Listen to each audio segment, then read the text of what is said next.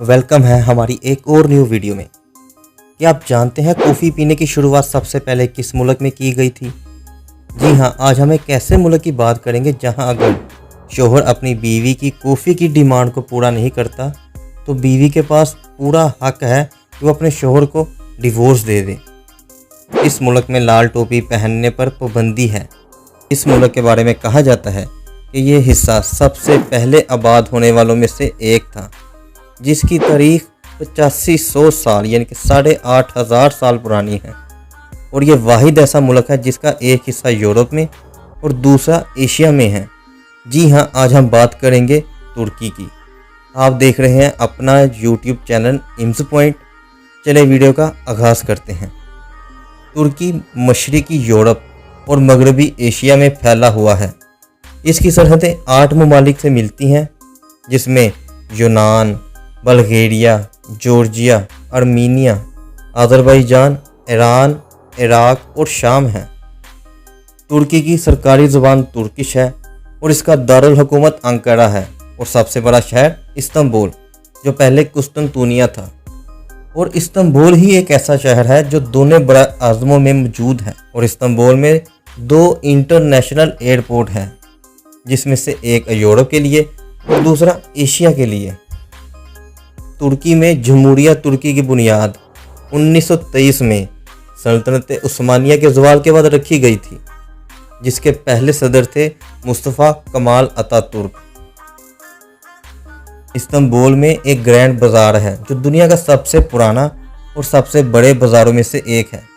अगर आप कभी तुर्की जाएं तो इस बाज़ार में ज़रूर जाइएगा, क्योंकि यहाँ आपको यूनिक एंटीक चीज़ों के साथ साथ नई चीज़ें भी ज़रूर मिल जाएंगी, और वो भी मुनासिब कीमत में। तुर्की के खानों की बात करें तो यहाँ डोनर कबाब, बकलावा और तुर्क लज़्ज़त जैसे पकवान मकबूल हैं। तुर्क में कॉफ़ी की रवायत सदियों पुरानी है और यहाँ सबसे ज़्यादा कॉफ़ी पी जाती है। और अगर तुर्की मौसीकी की बात करें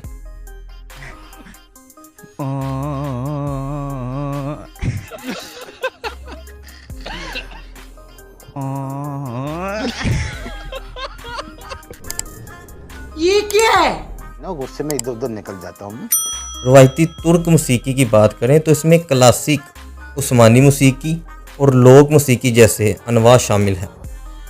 कोहे अरारात तुर्की की बुलंद तरीन चोटी है और ये नूह की किश्ती से मुंसलिक है, जिसका जिक्र मुसलमानों की कुरान मजीद और ईसाइयों की बाइबल में भी है। बहरा रूम और अजियन की साहली पट्टी खूबसूरत साहिलों और तारीखी मकामात में से एक है। जनूबी तुर्क में टोरस पहाड़ अपने नाहमवार खूबसूरती के लिए मशहूर है। हागिया सूफिया इब्तदाई तौर पर एक कैथोलिक चर्च था, फिर उसके बाद इसे मस्जिद में तब्दील कर दिया गया और अब एक म्यूज़ियम में, लेकिन उसके बाद अब फिर से इसे मस्जिद में तब्दील कर दिया गया है और ये देखने से तामीराती मोइज़ा लगता है। नीली मस्जिद, जिसे सुल्तान अहमद मस्जिद भी कहा जाता है, अपने शानदार नीले टाइल वाले अंदरूनी हिस्सों के लिए मशहूर है। तुर्की की करेंसी की बात करें तो इसकी सरकारी करेंसी है लीरा। तुर्किश एयरलाइंस मुसाफिरों के मुकामात के लिहाज से दुनिया के सबसे बड़ी एयरलाइन में से एक है। तुर्की में इस्लाम मज़हब गालिब है, जिसकी आबादी की अक्सरियत सुन्नी मुसलमान की है। तुर्की में 76% लोग शहरों में रहते हैं, जबकि 24% लोग गाँव में रहते हैं। रमज़ान बड़े पैमाने पर मनाया जाता है, खुसूसी दुआएं और इफ्तार के इज्तिमाई के साथ। ईद उल अज़हा एक अहम मजहबी त्यौहार है, जिसमें जानवरों की कुर्बानी की जाती है। अगर हम किसी पुल की बात करें तो वो अपने मुल्क में अपने लोगों के लिए एक जगह से दूसरी जगह आसानी से जाने के लिए बनाया जाता है। लेकिन तुर्की में एक ऐसा पुल है जिसे बॉस्फोरस कहा जाता है, जो कि यूरोप और एशिया को, मतलब कि 2 बड़े आज़म को आपस में मिलाता है, इसलिए इसे एशिया और यूरोप का पुल भी कहा जाता है। तुर्की का कुल रकबा 7,83,356 किलोमीटर के साथ दुनिया के 36वें नंबर पर आता है। और अगर इसकी आबादी की बात करें तो वो 8,52,80,000 के साथ दुनिया के 17वें नंबर पर आता है। तुर्की में फुटबॉल एक मकबूल तरीन खेल है जिसकी टीम को मिली तिकम के नाम से जाना जाता है। और तुर्की की आर्मी दुनिया में 11वें नंबर के साथ एक मजबूत तरीन आर्मी है। तुर्की का कुछ हिस्सा ही यूरोप में है, लेकिन यूरोपियन परिंदों की ज़्यादा तादाद तुर्की में ही पाई जाती है और यहाँ आपको बहुत सी नस्लों के परिंदे देखने को मिल जाएंगे। तुर्की में इंटरनेट यूज़ करने वालों की तादाद बहुत ज़्यादा है, इसलिए फेसबुक में तीसरे नंबर पर सबसे ज़्यादा अकाउंट तुर्की से ही हैं। इसके अलावा तुर्की मसाले एक्सपोर्ट करने में भी दुनिया के पहले नंबर पर आता है। अगर तुर्की के जंगली हयात की बात करें तो इसमें भूरा रिछ, अनातोलिया चीते और लागरहेड समुद्री कछुए हैं। मुल्क में कुदरती खूबसूरती को बरकरार रखने के लिए कौमी पार्क और महफूज इलाके भी हैं। तुर्की में लाल टोपी पहनने पर पाबंदी है और इस पर कमाल पाशा ने बैन लगाया था क्योंकि इसका कनेक्शन सल्तनत उस्मानिया से था। तुर्की एक भरपूर और पेचीदा तारीख है जो हज़ारों साल पर मुहित है। यह खिता जो अब तुर्की के नाम से जाना जाता है कई कदीम तहजीबों का घर था, जिनमें हटाहटिस, फ्रेगन और लीडांस शामिल है। ट्रोजन जंग के लिए मशहूर शहर ट्रोय भी मगरबी तुर्क में वाक़या था, जिस पर एक मशहूर ज़माना फ़िल्म ट्रोय भी बनी हुई है।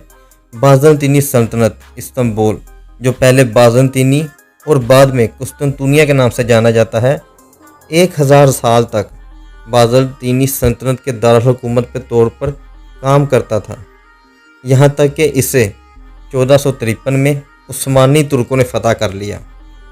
13वीं सदी में कायम होने वाली ये सल्तनत उस्मानिया एक ताकतवर और बाअसर सल्तनत बन गई जो 3 बराज़मों में फैली हुई थी। ये सुलेमान अज़ीम जैसे हुक्मरान के तहत पर अरूज को पहुंची। ये सल्तनत पहली जंग अज़ीम के बाद तहलील होने तक कायम रही। 1923 में मुस्तफ़ा कमाल अतातुर्क ने जदीदियत और सेकुलरिज़म का दौर का आगाज़ करते हुए जमहूरी तहरीक की बुनियाद रखी। मुस्तफ़ा कमाल अतातुर्क ने बड़ी इस्लाहात नाफिज की, जिनमें लतीनी ज़ुबान के हरफ तहजी को भी अपनाया और मुल्क का दारुल हुकूमत अंकारा से मुंतकिल कर दिया गया।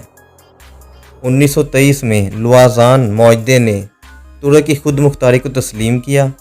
जदीदियत और इस्लाहात कमाल पाशा अतातुर्क की इस्लाहात का मकसद तुर्क माशरे को सेकुलर बनाना, मज़हब को सियासत से अलग करना और ज़िंदगी के मुख्तलिफ पहलुओं को जदीद बनाना था। जियोपॉलिटिकल अहमियत के बायस यूरोप और एशिया के संगम पर अपना तज़वीराती मुकाम की वजह से तुर्क ने इलाकाई और बैनुल-अक़वामी सियासत में अहम किरदार अदा किया। ये नेटो का रुकन है और इसने यूरोपीय यूनियन की रुकनीत भी मांगी हुई है। अगर वीडियो अच्छी लगी है तो वीडियो को लाइक ज़रूर कीजिएगा और इसी तरह की और वीडियो देखते रहने के लिए चैनल को सब्सक्राइब भी कर लें और हमारी अगली वीडियो आने तक हमारे चैनल की दूसरी वीडियो देखते रहें।